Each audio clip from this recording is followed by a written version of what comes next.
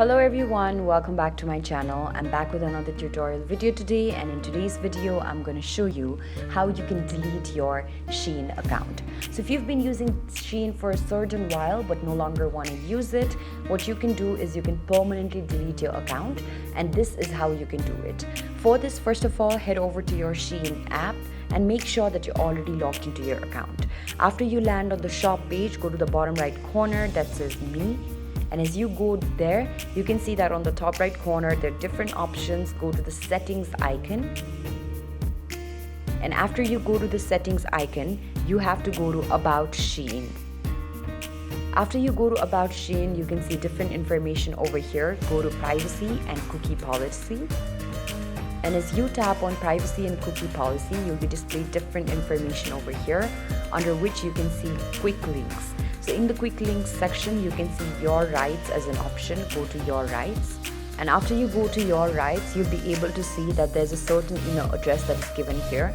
So all you can do is you can memorize this email address and go to your own email and then draft an email in order to close your account. So here I'm just opening up my email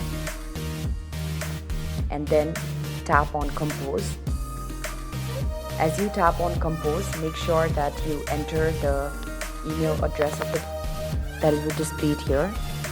So here, I'm just gonna type the email address over here.